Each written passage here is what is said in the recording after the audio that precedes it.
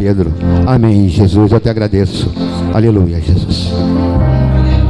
Glória a Deus. Eu quero saudar os irmãos com a paz do Senhor. Aleluia. Estamos, pela misericórdia de Deus, mais uma vez, né, agraciados de estarmos na casa de Deus, né? Todos nós devemos essa gratidão a Deus, vencer mais um obstáculo na nossa vida, de reunir para nós adorar ao Senhor. Queria convidar os irmãos para nós fazer uma leitura que está no capítulo 4 de Mateus. Quando nós falamos do capítulo 4, é muito comum, né, irmãos, lembrar da grande prova que Jesus passou e se fez vencedor, né? Está escrito, irmão, no capítulo 4 de Mateus, versículo 16, 17. No capítulo 4 de Mateus, versículo 16 e 17. Louvado seja o nome de Jesus. O povo que estava sentado em trevas viu uma grande luz, e aos que estava sentado na região e sombra da morte, a luz raiou. Desde então começou Jesus a pregar e a dizer: arrependei-vos, porque é chegado o reino dos céus. Louvado seja o nome do Senhor. Os irmãos podem sentar. E Jesus continua, né, irmãos?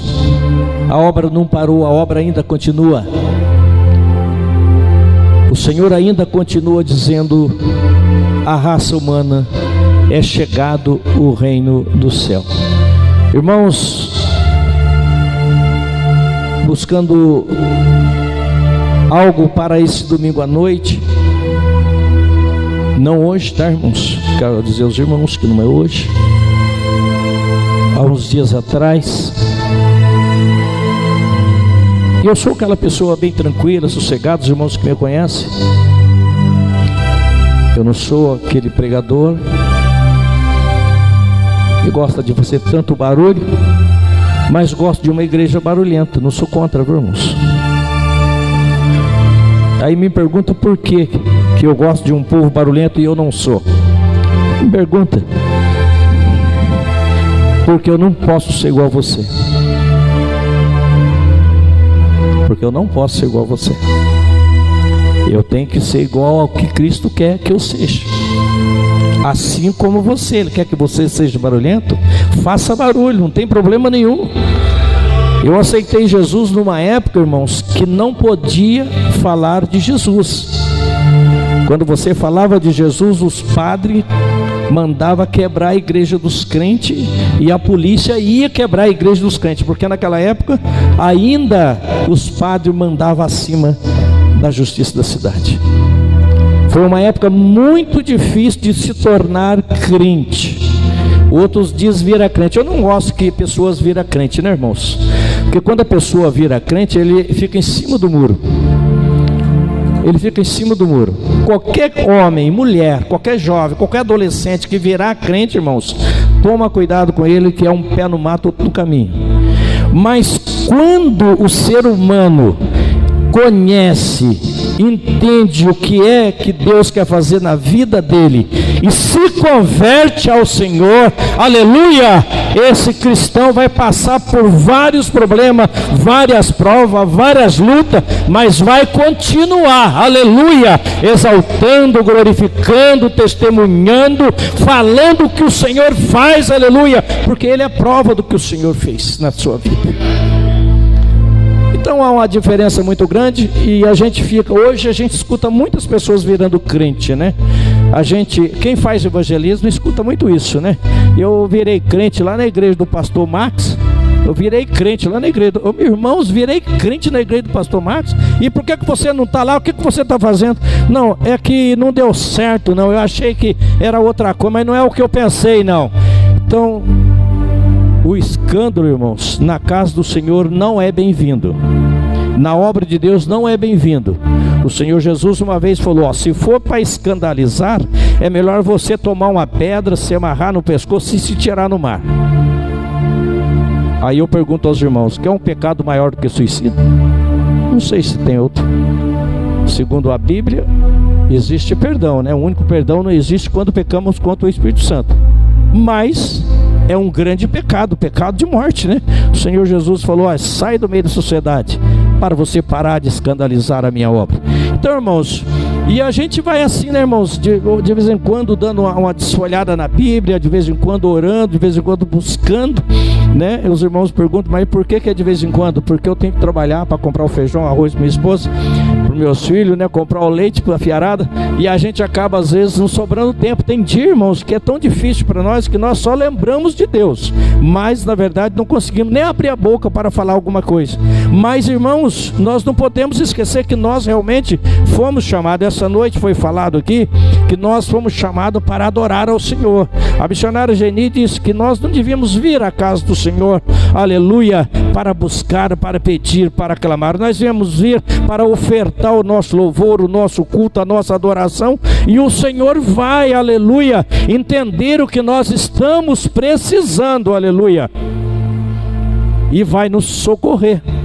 E vai nos socorrer. Então, por essa razão, irmãos, eu estava alguns dias desses buscando algo para o ministério, para o ministério Arca da Aliança, a respeito do reino de Deus nesse bairro, irmãos, nesse bairro, porque eu trabalho na cidade, né? Os irmãos sabem que eu rodo o dia inteiro na cidade, e a gente passa ali, tem um pontinho fechado, ele abre uma igreja, de repente tem uma plaquinha de um ministério lá, de repente você passa, na outra semana já não tem mais o bar do Tatu, aí depois da manhã você passa, já é o boate não sei de quem, e assim vai indo, aquele pontinho ele serve para tudo, né? Ele serve para tudo, e a gente às vezes fica pensando, meu Deus, o que aconteceu, aleluia, com aquela praquinha lá dos irmãos que reunia lá e agora não está mais lá, né? A gente faz essas perguntas, irmão, sabe por quê? Porque nós crente, nós cristãos, nós evangélicos, temos que preocupar com o reino de Deus na terra, se ele está ou não prosperando. O que está acontecendo, Senhor?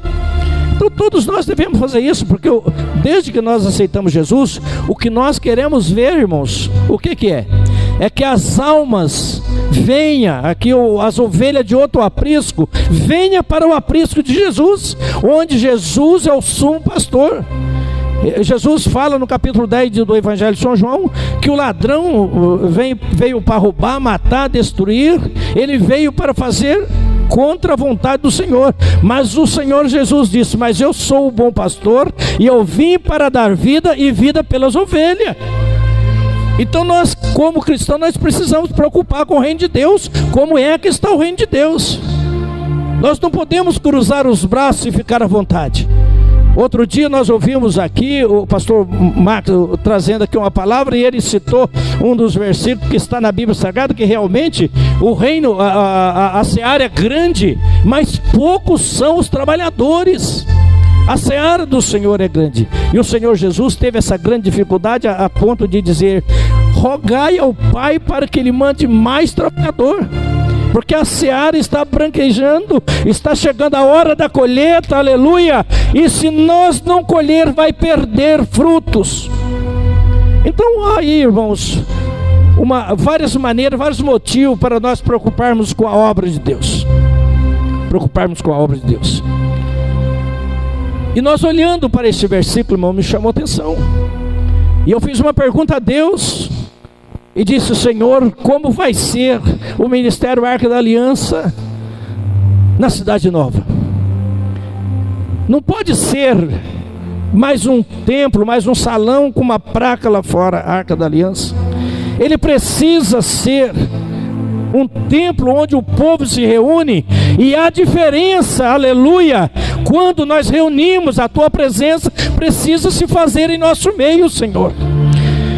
Moisés, quando tirou o povo do Egito, chegou um dia que ele estava tão fadigado, tão abatido pelas provas, pelas lutas que ele estava enfrentando com aquele povo rebelde, que chegou a ponto de dizer: Senhor, risca o meu nome do livro da vida. E o Senhor falou: jamais eu vou fazer isso, Moisés, eu não vou riscar o seu nome do livro da vida. E Moisés falou: então, Senhor, desça a tua presença, porque se o Senhor não for com a tua presença em nós, nós não conseguimos, mas se tu descer a sua presença, nós vamos continuar. Aleluia, louvado seja o nome do Senhor. Quantos crentes têm orado para Deus se fazer presente? Quantos crentes têm orado para Deus fazer presente?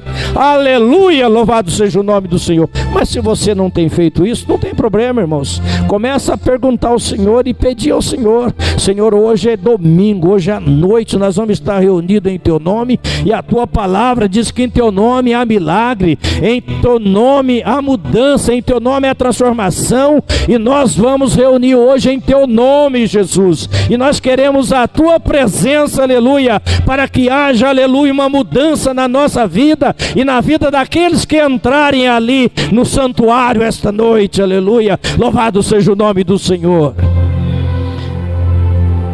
E eu fiquei olhando aqui para o texto, irmãos, porque no capítulo 4 de Mateus, todo mundo sabe de cor, qualquer criança sabe disso, qualquer ser humano sabe disso.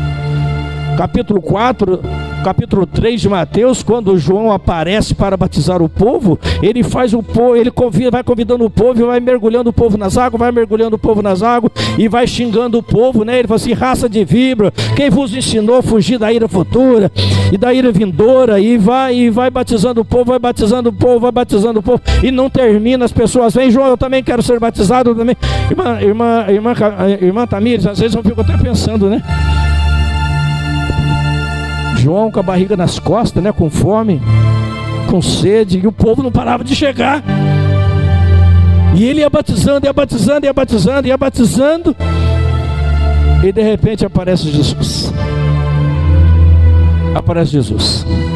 Aí Jesus fala: João, eu vim para ser batizado também,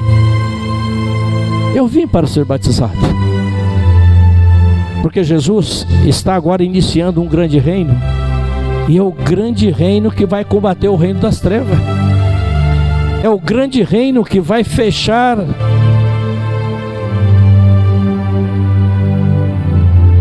a boca de Satanás. É um grande reino que agora vai fechar as boates. É um grande reino que vai fechar os alambiques. É um grande reino que vai fechar hoje, no caso, as bocadas de droga e outras coisas. É um grande reino, sabe por quê? Porque o Senhor Jesus não vem assim para entrar na vida da pessoa e deixar a pessoa como é, mas Jesus vem para entrar na vida da pessoa e mudar a vida da pessoa. Ele vem para fazer uma mudança, aleluia. É por isso, irmãos, que nós temos que entender que quando nós levantamos a nossa mão, nós estamos nos convertendo ao Senhor. Há uma grande conversão. Nós estávamos indo para lá e nós estávamos errados, mas nós estávamos indo, nós estamos chegando à beira do abismo, e o Senhor, aleluia, nos disse através de alguém: volte, porque você está indo pelo caminho errado, você vai entrar, vai cair no abismo, você vai morrer, mas volta, aceita o Senhor Jesus, que é a vida. Aí ele volta, aleluia, e agora ele começa a caminhar no caminho certo, aleluia. Só que isso tem um preço, custa caro. E a Bíblia fala que quando João acaba de batizar Jesus é agraciado pelo Pai e recebe o Espírito Santo. Jesus está em forma de homem como nós, correndo o risco.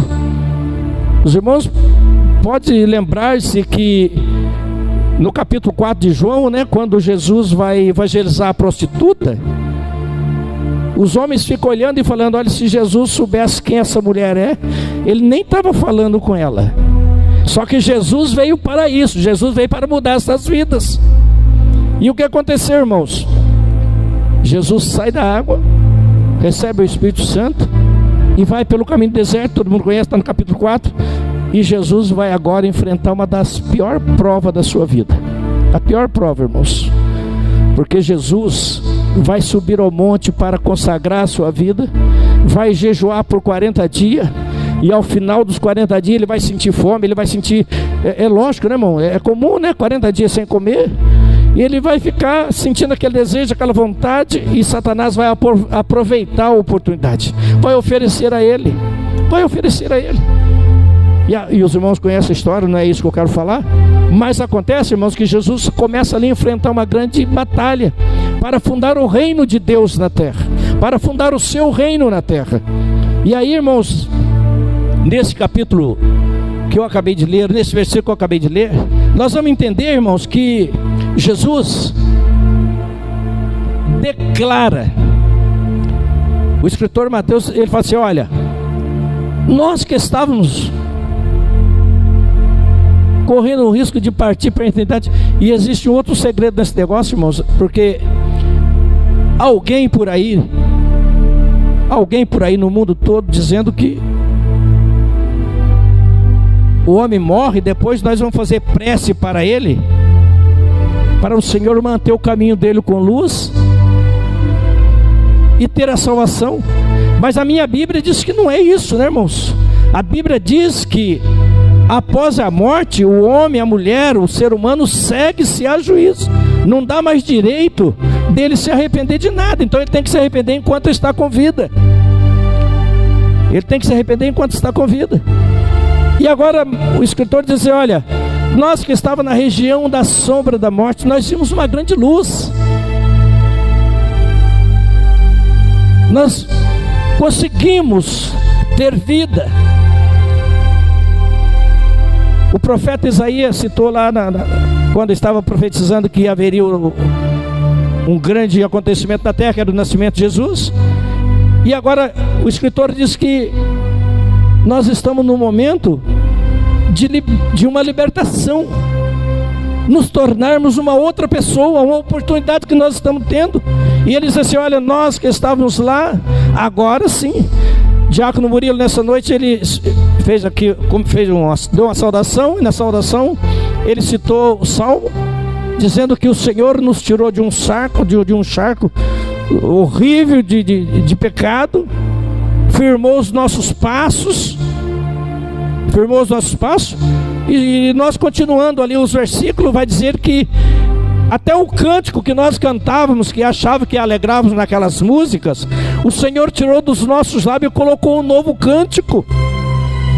E esse cântico é diferente daquele cântico que nós cantávamos, porque quando nós cantávamos, só fazia secar as cordas vocais, irmão Bahia. Mas esse cântico agora é diferente, porque quando eu canto, a prostituta ouve, aleluia, o louvor, ouve o cântico, e ele se arrepende e confia no Senhor. Quando o traficante ouve esse louvor, esse cântico o Senhor colocou na minha boca, agora quando eu canto, ele ouve, o Senhor trabalha na vida dele, muda a vida dele, e assim sucessivamente. E eu fiquei pensando, irmãos, Deus criou o homem, ele deu ao homem toda a liberdade, né? Deu toda a liberdade ao homem. Deus deu tanto liberdade ao homem, que Deus teve que criar a lei por causa do homem.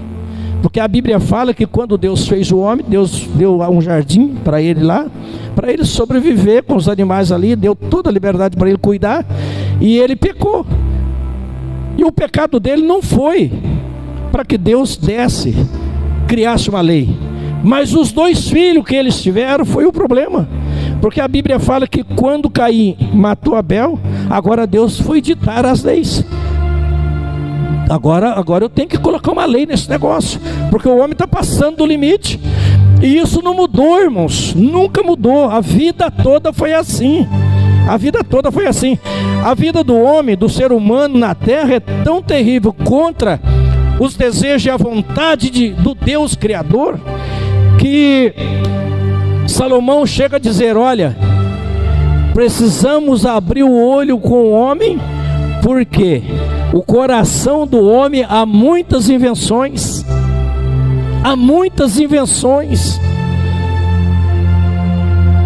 E outro dia o pastor estava pregando e ele disse assim: na área do louvor é a área mais difícil da gente ser crente. Porque quando nós estamos cantando, nós estamos exaltando, estamos adorando a Deus.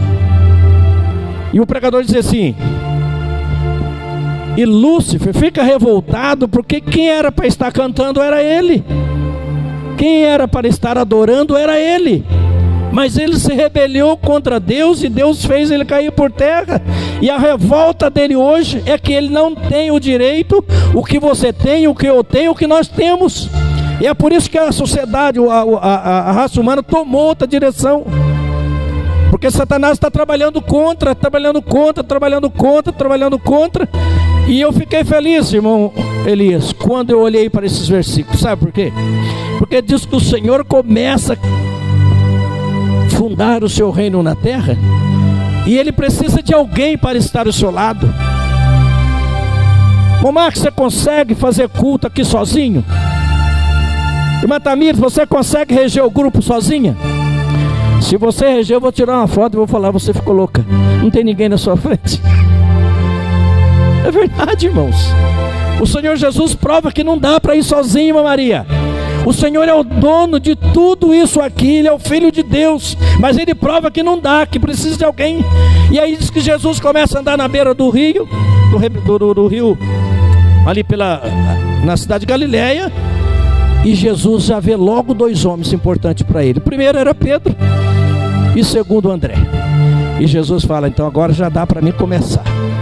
Eu vou dar um toquinho ali em Pedro para ver o que vai ser a resposta dele. E Jesus chega para Pedro e Jesus chega para André, e os dois resolvem deixar a rede e começar a acompanhar Jesus. Aleluia, louvado seja o nome do Senhor. Irmãos, se você não quiser, não vai ter problema nenhum, tá? Mas você precisa ser um crente do jeito que você é. Mas você tem que buscar a graça de Deus na sua vida. É importante, irmãos. Eu me lembro quando Eliseu admirou o que Elias estava fazendo naquele momento. Eliseu observava que Elias era um grande profeta e que Elias fazia, e Deus usava ele, e ele continuava fazendo uma grande obra. A Bíblia fala que um dia Elias estava passando no caminho, e Eliseu disse assim: olha, eu preciso ter uma conversa com esse homem.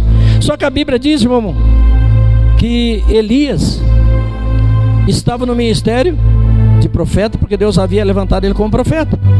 E Eliseu estava com uma junta de boi arando terra, porque Deus ainda, aleluia, não tinha revelado para ele o ministério de profeta. Então ele estava fazendo o que você faz, o que eu faço. Hoje você me encontra dirigindo um caminhãozinho usado, né? Não vou falar velho, né? Mas usado, né, irmão Elício? Eles conhecem bastante ele, né? Quantas vezes eu atrapalho ele no trânsito aí. Mas eu estou ali, irmãos, dirigindo aquilo ali por um momento, porque qualquer hora dessa o Senhor fala: olha, agora eu vou mudar o seu ministério, vou mudar o seu trabalho, vou mudar a sua obra, aleluia, e você vai fazer diferente. E Eliseu estava assim.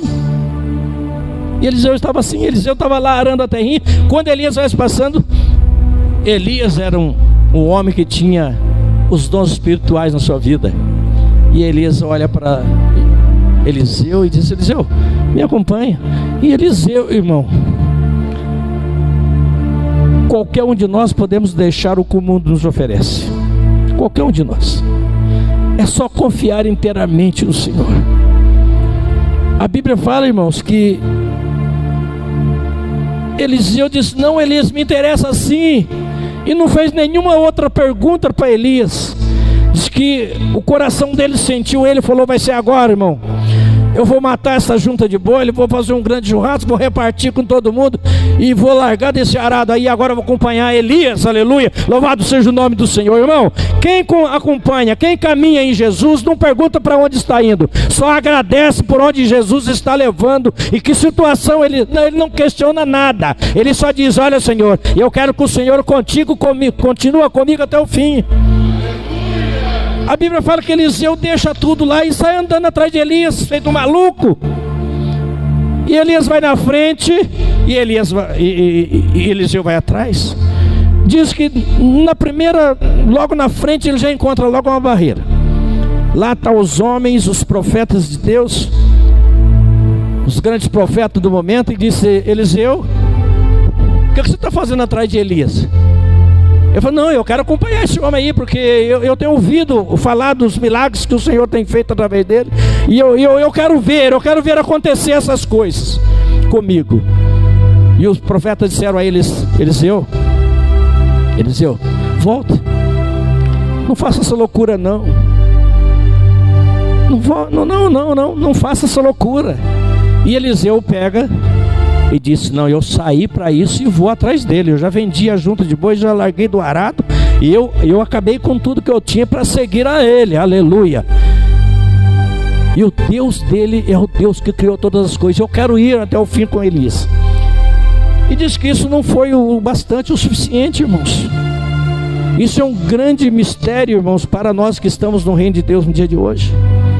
Porque profecias há de todos os lados, e outros dizem que há até profetada. Só que nós não estamos sozinhos. Segundo o que a Sagrada Escritura diz que nós temos a mente de Cristo, e nós temos o Espírito Santo em nossa vida. Aconteça o que acontecer, levante quem quiser, mas nós temos a liberdade, aleluia, de buscar a revelação no Senhor, para saber se é do Senhor ou não é. Quando o povo de Israel, quando Moisés foi enviado a Faraó para tirar o povo, Moisés disse: Deus, eu preciso de ter uma prova que é o Senhor que está mandando, senão o Faraó vai acabar me matando e não vai acontecer nada. Eu preciso de uma prova. E Deus disse assim: Moisés, você vai chegar na presença de Faraó e vai dizer: Faraó, deixa o povo de Deus sair daqui, porque Deus precisa dele em outro lugar. Deixa ele sair. E Faraó olhou para si: como que você vai provar para mim que é Deus que falou com você? Como? E a Bíblia fala, irmãos, que Deus havia orientado Moisés, e Moisés disse: eu vou provar agora. Moisés pegou o seu cajado na frente de Faraó, jogou,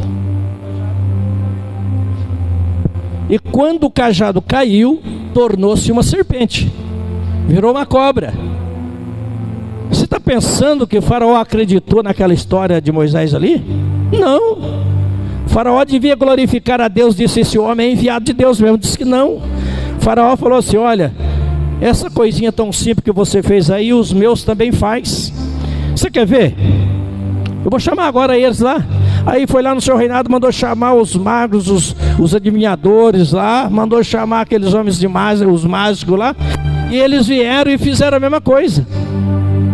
Você percebeu que para Jesus fundar o seu reino na terra, para mim e para você nesta noite, está glorificando esse Deus que não estamos vendo, não palpamos, mas cremos pela fé que Ele está sentado no alto e sublime trono, ouvindo, aleluia, o nosso clamor, a nossa petição, assistindo às nossas necessidades e enviando o anjo, aleluia, para nos atender. Foi fácil, irmão?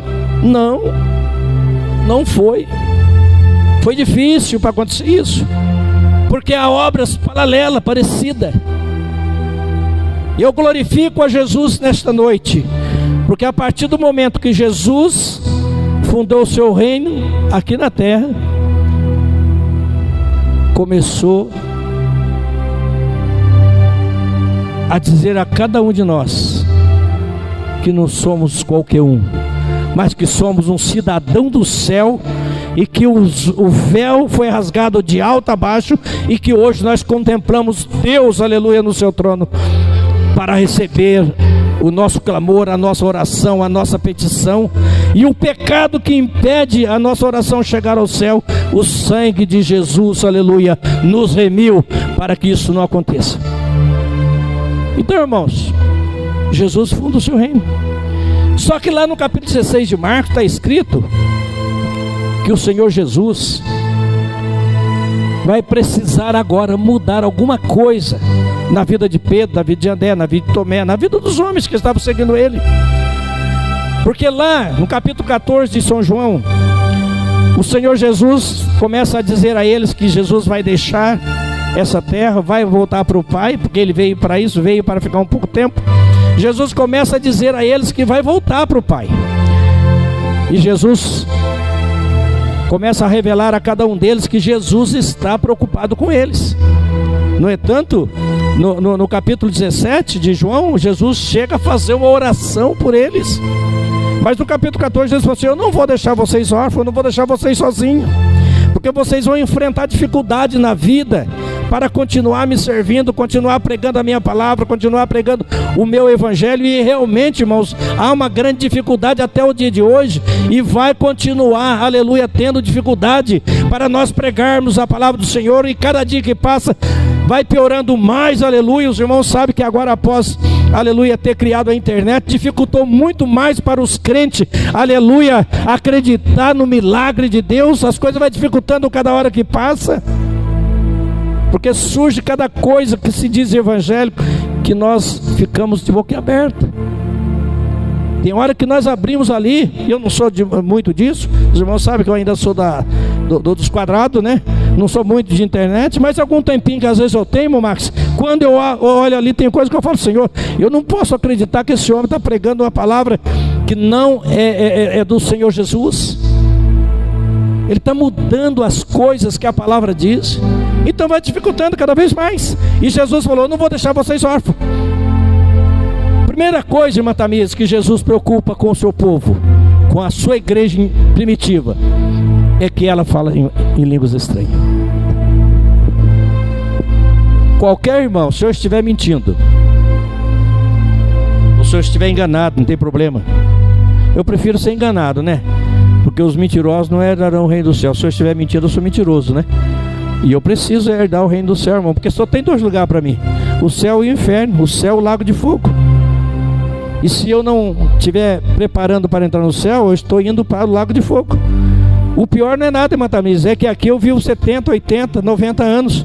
Então ir para o inferno, ficar no inferno 90 anos, não vai ter problema, vai passar rápido. Só que lá é eterno, eternamente, assim como o céu, assim como a Nova Jerusalém.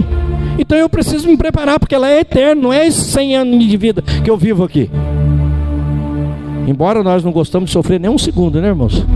Ninguém gosta de sofrer nem um segundo, né? Ontem a irmã Joci levou um seio, apareceu um negocinho no dedo dela, e ela parecia uma criança, né? E eu postou o dedinho para ver assim: bem do céu, o que aconteceu comigo? Ah, você machucou esse dedo? Não, não machuquei. Você bate? Não, não bati também. Mas eu não sei, o negócio tá inchando e tá quente isso aqui. E assim, irmão, ninguém de nós gostamos de sofrer nada. Nada. Você sabe por que eu aceitei Jesus? Porque eu estava cansado de sofrer. Eu tinha 11 anos de idade, vendo meu pai e minha mãe brigando todos os dias com a cara cheia, quebrando o pau. E eu achava comigo: será que eu vou ter que ser, vou continuar assistindo isso aqui, vou também ser um deles? Ninguém gosta de sofrer. Eu estava sofrendo, irmãos, embora ainda adolescente, mas estava sofrendo. E eu tinha que procurar um escape. E eu rezava todo dia para que o Senhor arrumasse uma saída. E um dos dias o Senhor Jesus, na minha reza, Ele me respondeu na madrugada: olha o que eu vou fazer de você. E me deu uma visão, me deu uma revelação, me colocou numa igreja maior do que essa daqui, e me deu na mão um livro que eu nunca sabia o que era ler Bíblia. Me deu um livro na mão, e naquela revelação eu estava ali falando algo para aquela multidão sentada ali. Eu não sabia que era uma igreja de crente, eu era um rezador, mas graças a Deus que o Senhor veio para salvar o rezador, o idólatra. Ele veio para transformar, libertar o homem da idolatria.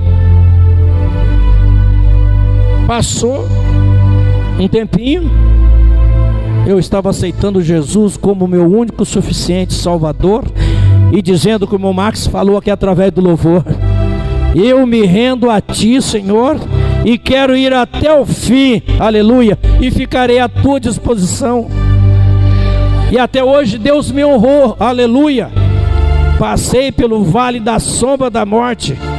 Irmão Murilo diz que o alicerce tem que ser firmado na terra, na rocha, não pode ser na areia. Eu firmei-me, a minha casa, na rocha. já veio vendaval, já veio o que veio, mas graças a Deus eu ainda continuo falando, irmã Marissa, Jesus é bom e a sua bondade dura para sempre. Aleluia!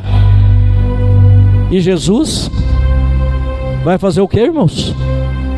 Vai dizer agora: você vai pregar a minha palavra, falarão em novas línguas. E eu disse aqui que é tão difícil um crente falar em língua. É ou não é, missionário Geni? É verdade, irmãos. Há alguém que estuda para falar em língua, irmã Maria. Esses dias eu estava vendo um vídeo de um cidadão, e ele falou assim: olha, para falar em língua é só eu falar isso aqui, falar aquilo ali, irmã Maria. Só que quem tem o temor de Deus tem vergonha de falar isso, de fazer isso, tem medo de fazer isso. Porque a Bíblia diz que se nós falarmos algo que o Senhor não mandou, nós somos responsáveis e dignos por isso. E às vezes, irmão, quando eu estou aqui, sentado aqui, olhando irmãs e irmãos que... Sabe aquele momento que o irmão está para dar um pulo e soltar uma rajada de língua estranha, mas parece que não chega o momento dele? Eu glorifico a Deus, aleluia, porque você é a pessoa que ainda tem o temor de Deus, aleluia. Porque a maioria dos crentes perderam o temor, está esquecendo que o dia do juízo está chegando, e não pode acrescentar nada, irmãos. Não pode acrescentar nada, não pode tirar nada, tem que falar o que está aqui. Aí Jesus disse: olha, falarão novas línguas, pegarão na serpente, se beber ou comer alguma coisa morta, não fará dano algum, e colocarão as mãos sobre o enfermo e os curarão, e os endemoniados ficarão libertos. Irmão Max, você pensa que o Senhor te colocou aqui e que não tem preparado tudo, aleluia, para esta grande obra? Esses dias, quando eu estava orando a Deus, o Senhor mostrou para mim, aleluia, desse lado aqui, pessoas levantando aqui e sendo possessa, caindo nesse corredor, irmão Max, nesse corredor. E eu adorei a Deus, exaltei ao Senhor e disse: ó Deus, tomara que tudo isso aconteça em nosso meio, para o Senhor dizer, aleluia, que o Senhor continue em nosso meio, aleluia, louvado seja o nome do Senhor. Se caíram endemoniados aqui nessa noite, irmãos, possesso, quantos crentes sairão correndo aqui? Acho que eu vou fazer um apelo aqui para ver quantos crentes saem correndo. Eu estou falando correndo, não para expulsar, correndo.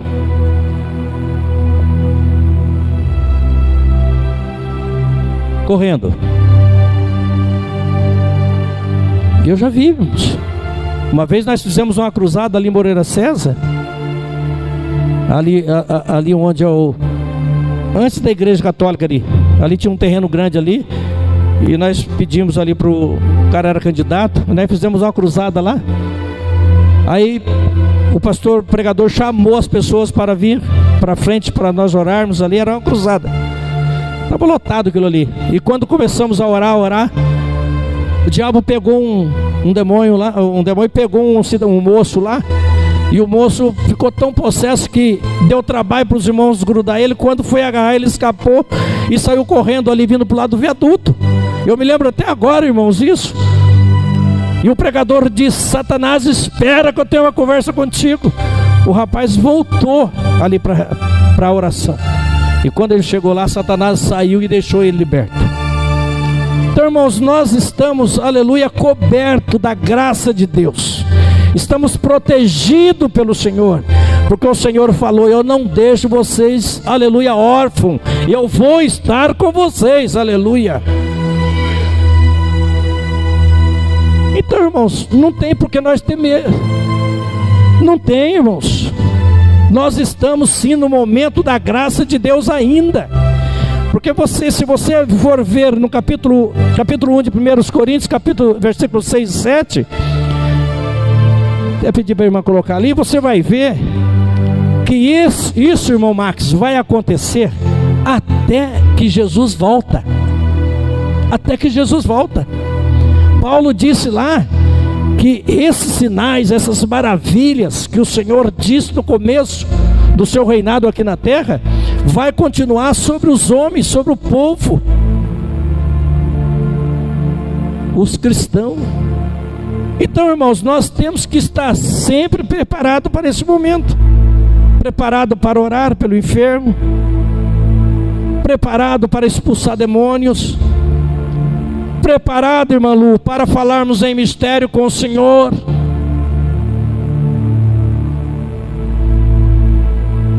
O Senhor Jesus não deixou um reino falido na terra, mas a minha Bíblia diz que o Senhor Jesus cumpriu na vida de Paulo,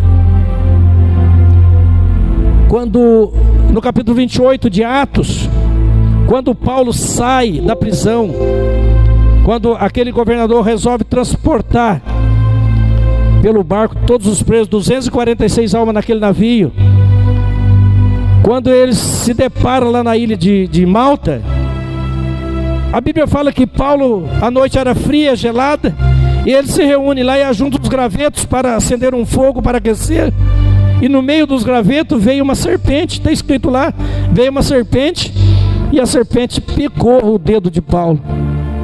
E quando Paulo saiu com aquela cobra pendurada no seu dedo, Paulo sacudiu e jogou aquilo lá. E as pessoas que conheciam a ilha ali, os bárbaros daquela região, falou: é mais um defunto. Essa serpente picou, ela picou, acabou, morre mesmo. Nós vamos ver o que vai acontecer com ele.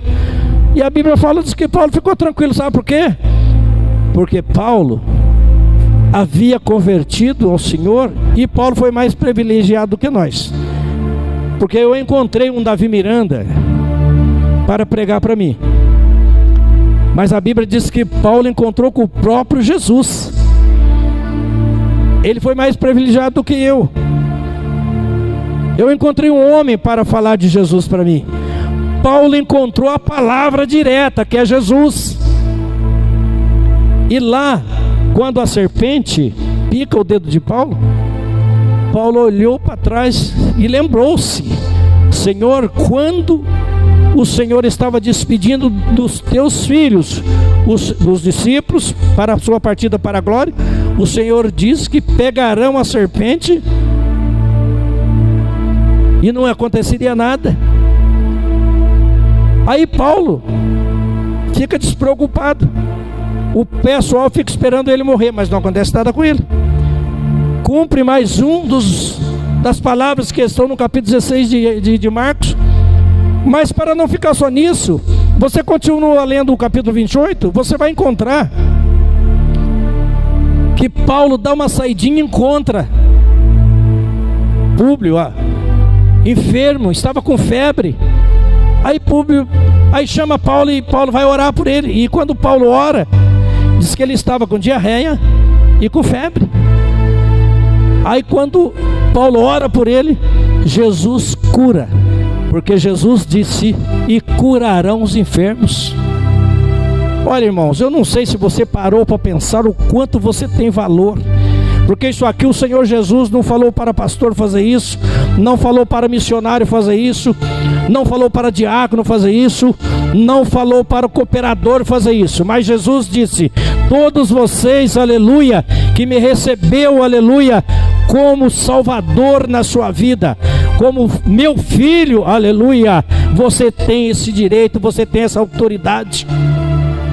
Então nós somos privilegiados, irmãos, somos protegidos, somos guardados, nós somos abençoados na face da terra. Ontem à tarde nós estávamos no salão, e uma palavra daquelas mulheres fofoqueiras ali me chamou a atenção. Eu estou brincando, tá, irmãos? É muito bom o salão, tá? Eu falo para as irmãs tomar cuidado quando vai no salão. Eu brinco com a minha esposa em casa: você vai no meio do fofoqueiro, porque no salão surge uma fofoca, principalmente salão feminino, né? Eu não sei porque que mulher é mais fofoqueira do que homem, né? Também não quero saber, né? Não me interessa. Mas nós brincando, né? Daí nós conversando ali, e entraram no assunto que uma irmã está doente, e que essa irmã está com dificuldade para falar, porque paralisou esse lado dela. A outra irmã levantou e falou assim: isso aí vai ser para o resto da vida. Isso aí vai ser para o resto da vida. Mas a minha Bíblia diz que não é para o resto da vida. A minha Bíblia diz que é até o momento em que ela crer. Ou então até a hora que eu crer que eu vou ter autoridade para voltar aos movimentos daquela face. Veja bem, irmão, como que são os crentes. Uma irmã dentro de um salão. Essa irmã devia falar de fé, de milagre de Jesus, o que Jesus pode fazer. A Bíblia fala que para cumprir na vida de Pedro, no capítulo 3 de Atos, né, todo mundo conhece, ele sobe para o templo da Formosa ali. Ele e João encontram um coxo lá. O coxo, aquele coxo está lá sentadinho, pegando esmola, pedindo esmola. E falou assim: nós não temos muito o que fazer não tem ouro, não tem prata. Nós somos discípulos de Jesus. Nós somos mendigos, né, missionário Geni? Nós somos pobres. Mas uma coisa eu tenho, aleluia: autoridade sobre essa doença da sua vida. Levanta e anda em nome de Jesus. E a Bíblia diz que aquele paralítico deu um salto lá da porta lá e saiu correndo no meio do povo, e o povo agarra ele, o povo abraça. O que está acontecendo? Esse homem que estava pedindo esmola, e o povo começa a interrogar. Ele disse: não me interessa, aleluia, interessa que 2 homens foi ali e falou para mim: levanta e anda em nome de Jesus, e eu saí andando, aleluia, louvado seja o nome do Senhor. Irmão, não precisa desenhar o milagre que Deus fez na sua vida, não precisa detalhar nada, aleluia. Só diz que o Senhor faz milagre porque Ele fez na sua vida. Eu tenho que dizer: Deus faz milagre porque Ele fez na minha vida. Louvado Rique Andarabassune Rébias. Não tenho, aleluia, que desenhar para ninguém como que o Senhor fez. Eu tenho que provar que o Senhor fez, aleluia. E Jesus cumpriu tudo o que Ele disse aos discípulos, irmã. Nossa irmã Geni disse que o ceguinho, coitado, parou de pedir esmola e foi curado para casa. Outro dia minha filha disse aqui no púlpito que a mulher já tinha gastado todo o seu dinheiro, não tinha mais recursos financeiros, tocou em Jesus e Jesus parou, aleluia, e curou aquela mulher. E assim sucessivamente. Eu sou prova disso, meu irmão. Minha mãe, 2 anos sentada, dormindo sentada porque não podia deitar, que afogava. No dia que ela recebeu a oração dos crentes ali na igreja em São Paulo, se não acordasse ela no domingo de manhã, ela dormia, na segunda-feira de manhã ela dormia a segunda-feira toda. Eu sou prova disso, irmãos. Eu não estou servindo um Jesus que só fala, não. Eu estou servindo um Jesus que faz, aleluia. Eu sou prova que Jesus faz, irmão. O Senhor fez uma promessa para mim e eu entrei numa enroscada. E eu me lembro, irmãos, até agora, que eu dei carona para um cidadão que estava para me matar com uma 12. E ele mostrou para mim e falou para mim assim: isso aqui é para você. Eu falei: isso vai ser para mim enquanto o Senhor não for a minha vida. Mas enquanto o Senhor for a minha vida, você não tira, aleluia. E graças a Deus, estou glorificando a Deus, irmão Max, porque o Senhor me permitiu, aleluia, que eu tivesse fôlego hoje aqui para glorificar a Deus, aleluia. Quantos podem adorar a Deus? Aleluia. Quantos podem exaltar o nome do Senhor? O Senhor te tirou de lá, firmou os teus passos, aleluia. Você não é aquele crente que está penegando, caminhando em Cristo assim, não. Você está caminhando de cabeça erguida e dizendo: Satanás, sai do meu caminho, sai, porque eu vou pisar. O Senhor te coloca por esse cabelo dos meus pés e eu vou pisar sobre você.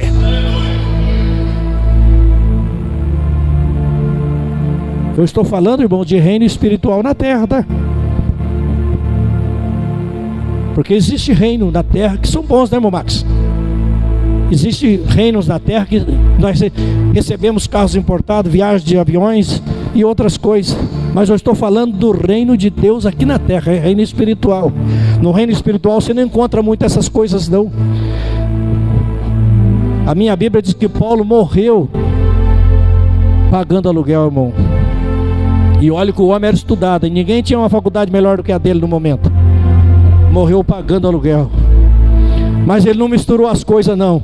Lá na frente ele falou assim: eu fui um homem que eu tive tudo na minha mão, mas chegou um momento que o Senhor me colocou lá embaixo e me ensinou. Ele me ensinou a viver com pouco, viver com muito, viver na miséria, viver na bonança. O Senhor me ensinou, o Senhor me ensinou, o Senhor me ensinou. Aí chegou um momento, ele falou assim: agora o Senhor pode me levar. Termino a minha carreira e guardo a fé. Aleluia. Deus